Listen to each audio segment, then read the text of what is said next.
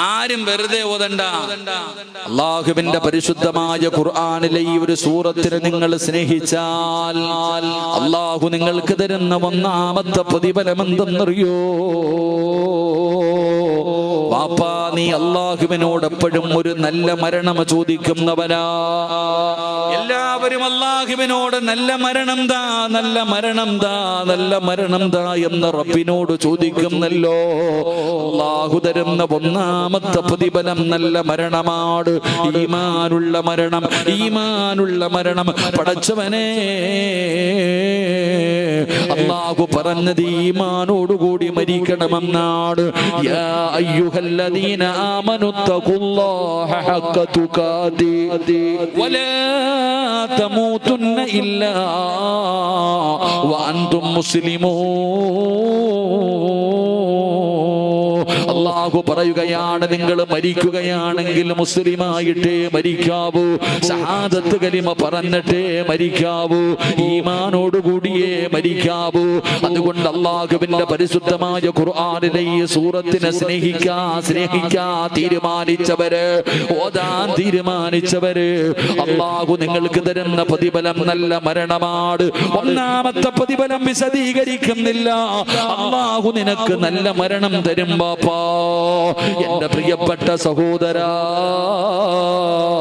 രണ്ടാമത്തെ പ്രതിഫലമെന്ത്? രണ്ടാമത്തെ പ്രതിഫലമെന്ത്? നിന്റെ ജനാസ കണ്ടവരാരും നിന്നെ മറക്കൂല. നിന്റെ ജനാസ കണ്ടവരാരും നിന്നെ മറക്കൂല. പടച്ചവനെ, നിന്റെ മുഖത്ത് വല്ലാത്ത പ്രകാശമാണ്, നിന്റെ ചുണ്ടില് വല്ലാത്ത പുഞ്ചിരിയാണ്. പല ഉസ്താദന്മാരുടെയും ജനാസ കണ്ടവരാണല്ലോ, പലരുടെയും ജനാസ കണ്ടിട്ടുണ്ടല്ലോ. കൊതി തോന്നിയിട്ടില്ലേ വാപ്പാ? നിന്റെ മനസ്സിൽ കൊതി തോന്നിയിട്ടില്ലേ? അപ്പൊ രണ്ടാമത്തെ പ്രതിഫലം, ഒന്ന് നല്ല മരണമാണ്, രണ്ട് നിന്റെ മുഖത്ത് പ്രകാശമാ. നിന്നെ കാണുന്നവരാരും നിന്നെ മറക്കൂല, നിന്നെ കാണുന്നവരാരും നിന്നെ മറക്കൂല. മൂന്നാമത്തെ പ്രതിഫലം എന്തെന്നറിയോ? പടച്ചവനെ, ഒരു ദിവസം നീ മരിക്കുമല്ലോ. എടാ ചെറുപ്പക്കാരാ, ഫ്ലെക്സ് ചുമന്നുകൊണ്ട് നടക്കുന്ന യുവത്വമേ, ഫുട്ബോൾ താരങ്ങളെ രാജാക്കന്മാരെ പോലെ ഹൃദയത്തിൽ വെച്ചിരിക്കുന്ന യുവത്വമേ, എടാ അവരെ എടുത്തു മാറ്റിയിട്ട് അല്ലാഹുവിന്റെ പരിശുദ്ധമായ ഖുർആൻ, ആ വിശുദ്ധമായ ഖുർആനിന് നിന്റെ ഹൃദയത്തിലേക്ക് ചേർത്ത് വെച്ചാൽ, നീ ഒന്ന് ബഹുമാനിച്ചാൽ, നീ ഒരു സൂറത്തിനെ സ്നേഹിച്ചാ, അല്ലാഹു നിനക്ക് തരുന്ന പ്രതിഫലം എന്തെന്നറിയോ? എടാ നീ മരിച്ചാ നെയ്മർ വരാറില്ല, അല്ലെങ്കിൽ മെസ്സി വരാറില്ല, ഒരുത്തനും നീ മരിച്ചാ വരാറില്ല. എങ്കിൽ അല്ലാഹുവിന്റെ പരിശുദ്ധമായ ഖുർആനിനെ സ്നേഹിച്ചാൽ, അല്ലാഹുവിന്റെ ഖുർആനിനെ പാരായണം ചെയ്താൽ അല്ലാഹു നിനക്ക് തരുന്ന പ്രതിഫലം എന്തെന്നറിയോ? ഒരു ദിവസം നീ മരിക്കുമല്ലോ. നിന്റെ വീട്ടുകാർ മുഴുവനും നിന്റെ ജനാസ കുളിപ്പിക്കുകയാണ്. പടച്ചവനെ, ചെറിയ ചൂടുള്ള വെള്ളത്തിന്റെ അകത്ത് നിന്റെ ജനാസ കുളിപ്പിച്ചു, അവിടെ നിന്ന് ഉളുവെടുപ്പിച്ചു. എന്നിട്ട് കുഞ്ഞുങ്ങളെ ചുമന്നുകൊണ്ട് വരുന്നത് പോലെ നിന്നെ എടുത്തുകൊണ്ട് വന്ന് വീടിനകത്ത് വിരിച്ചിട്ടിരിക്കുന്ന 3 കഷ്ടം വെള്ള തുണിയുടെ മുകളിൽ കൊണ്ടുവന്ന് നിന്നെ മലർത്തി കിടത്തുകയാണ്. എന്നിട്ട് പടച്ചവനെ, പുതിയ വസ്ത്രമതാ ഉസ്താദന്മാര് വന്നു, കുടുംബക്കാര് വന്നു. എന്നിട്ടതാ നിന്നെ അവസാനമായിട്ട് പുതിയ പോകുകയാ. അതാ പഞ്ഞിയെടുക്കുകയാ, കുറച്ചു പഞ്ഞിയെടുക്കുകയാ. മൂക്കിന്റെ ദ്വാരമാ പഞ്ഞി കൊണ്ടടയ്ക്കുന്നേ, കാണേണ്ടവർ കണ്ടോ ഇതാ പൊതിയുന്നേ.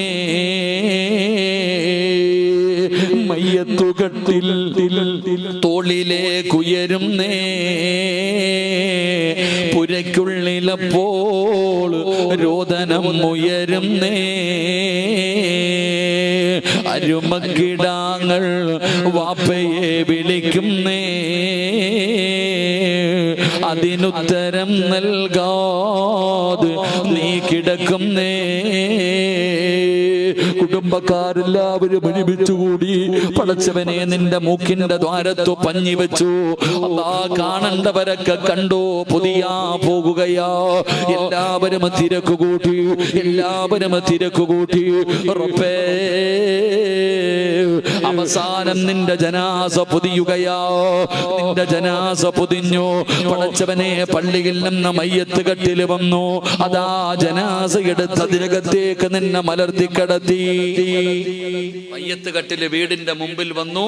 നിന്റെ ജനാസ അതിനകത്ത് കിടത്തി. ഇനി ആര് ചുമക്കണം? നീ സാധാരണ ആളല്ല. ഇതിലെ നടക്കുന്ന വായി നോക്കി നടക്കുന്നവനല്ല.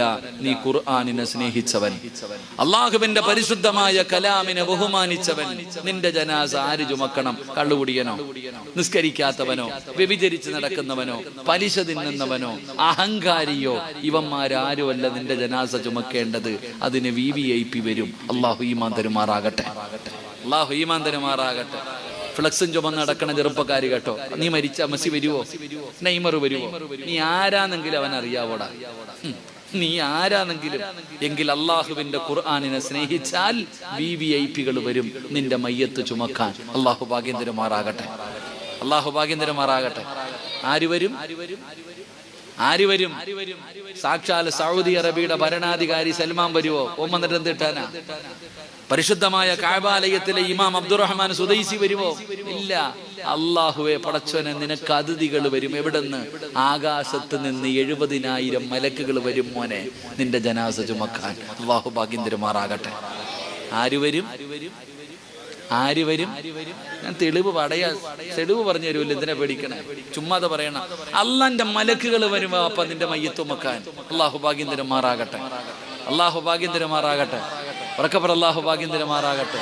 ജനിച്ച കാലം മുതൽ മരിക്കുന്ന കാലം വരെ പാപം ചെയ്യാത്ത, പാപം പറയാത്ത, പാപം കാണാത്ത മലക്കുകൾ വരും നിന്റെ മയ്യത്ത് ചുമക്കാൻ. അല്ലാഹു ഭാഗ്യം തരുമാറാകട്ടെ. 4, 1 നല്ല മരണം. 2 നിന്റെ മുഖം കണ്ട ആരും നിന്നെ മറക്കൂല. അങ്ങനത്തെ മരണം അല്ലാഹു നൽകുമാറാകട്ടെ. 3 നിന്റെ ജനാസ ചുമക്കാൻ ആര് വരും? മലക്കുകൾ വരും. 4 നിനക്ക് ഖബർ കൊട്ടുന്നവൻ കരയും. നിന്റെ ജനാസ ഖബറടക്കാൻ ഖബർ കുഴിക്കുന്നവൻ, അവനെയാ കരയിപ്പിക്കേണ്ടത്, അല്ലാതെ ഉമ്മാനെയും വാപ്പാനെയും ഒന്നല്ല. മരിക്കുമ്പോ ആരെ കരയിപ്പിക്കണം? അവൻ കരയണ ആരും കാണൂല. പള്ളിക്കാട്ടിൽ നിന്ന് ഖബർ കുഴിക്കുമ്പോ ഖബർ കുഴിക്കുന്ന മനുഷ്യൻ പോലും നിന്നെ ഓർത്തിട്ട് കരയണം. അള്ളാഹു അങ്ങനെയുള്ള മരണം നൽകുമാറാകട്ടെ. തെളിവ് വേണോ? തെളിവ് വേണോ? വെറുതെ പറഞ്ഞതല്ല. അല്ലാഹുവിന്റെ പ്രവാചകൻ സല്ലല്ലാഹു അലൈഹി വസല്ലമ തങ്ങളുടെ സഹാബിയ മഹാനായ സഅദ് റളിയല്ലാഹു തആല അൻഹു, പടച്ചവനെ സഅദ് റളിയല്ലാഹു തആല അൻഹു 30ാമത്തെ വയസ്സിലാണ് മുസ്ലിമാകുന്നത്.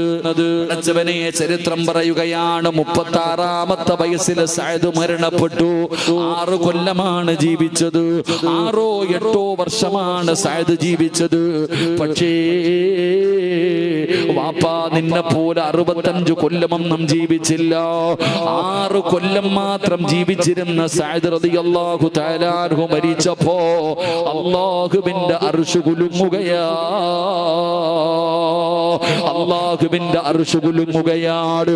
പടച്ചവനെ, ഈ ലോകത്തിന്റെ അധിപനായ പടച്ച റബ്ബിന്റെ സിംഹാസനം 6 കൊല്ലം മുസ്ലിമായി ജീവിച്ച ഒരു ചെറുപ്പക്കാരൻ മരിച്ചപ്പോ അല്ലാഹുവിന്റെ അർശ് കുലുങ്ങുകയാ. പടച്ചവനെ, സഅദ് റളിയല്ലാഹു തആല അൻഹുവിനെ കണ്ടവന് മുഴുവനും ചോദിക്കുകയാണ്, ചിരിക്കുകയാണോ സഅദ്? ഉറങ്ങുകയാണോ സഅദ്? എന്തു മനോഹരമായ മരണം! കൊതി തോന്നുന്ന മരണം, കൊതി തോന്നുന്ന മരണം. 3ാമത്തത് എന്തെന്നറിയോ? സഅദ് റളിയല്ലാഹു തആല അൻഹുവിന്റെ ജനാസ ചുമന്നു കൊണ്ടുപോകുമ്പോ സ്വഹാബികൾ പരസ്പരം പറയുന്നു, ഭാരമില്ല, ഭാരമില്ല. ജനാസ ചുമക്കുമ്പോ ഭാരമില്ല. പടച്ചവനെ, സഹാബികൾ നോക്കുമ്പോ അല്ലാഹുവിന്റെ പ്രവാചകൻ പെടുന്ന തള്ളവിരൽ കുത്തിയിട്ട് നടക്കുകയാ. സഹാബത്ത് നോക്കുമ്പോ നബിതങ്ങള് തള്ളവരള് കുത്തിയിട്ട് നടക്കുകയാ.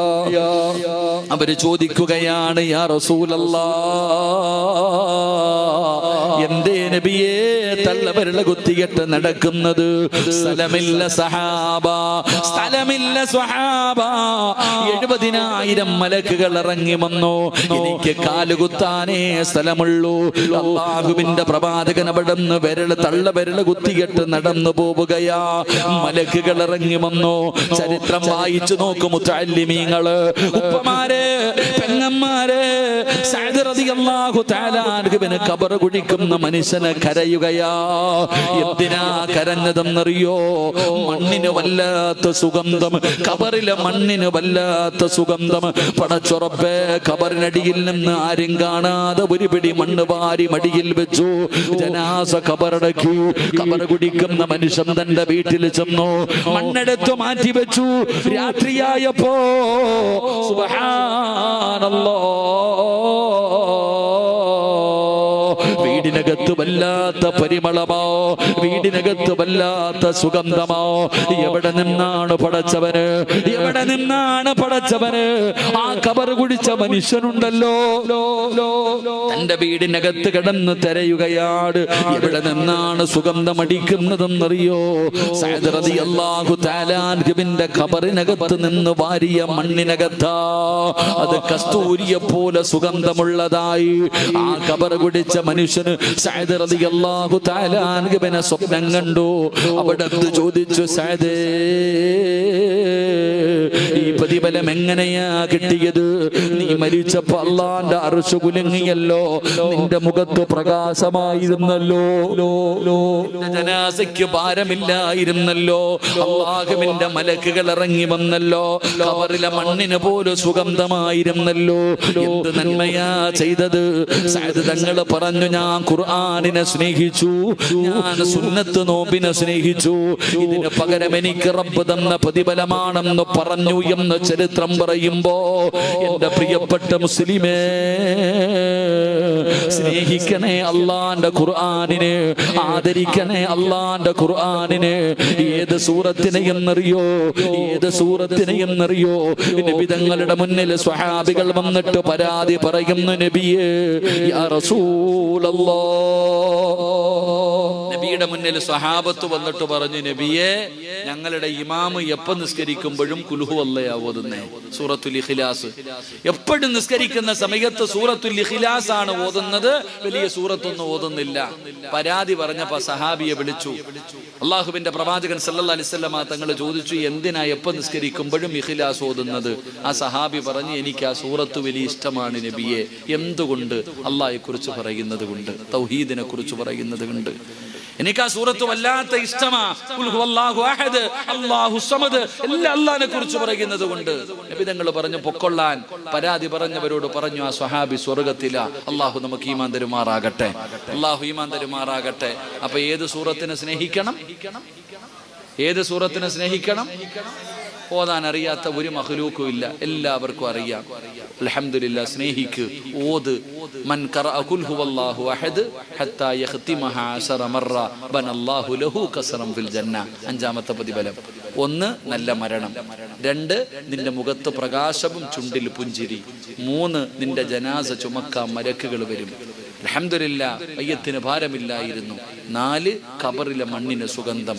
5, ഏതെങ്കിലും ഒരു മനുഷ്യൻ ഈ സൂറത്ത് 10 പ്രാവശ്യം ഓതിയാൽ അള്ളാഹു സ്വർഗത്തിൽ അവനൊരു കൊട്ടാരം പണിയുമെന്ന് ആദരവായ പ്രവാചകൻ നബി മുഹമ്മദ് മുസ്തഫ സല്ലല്ലാഹു അലൈഹി വസല്ലം. അല്ലാഹു നമുക്ക് ഭാഗ്യം തരുമാറാകട്ടെ.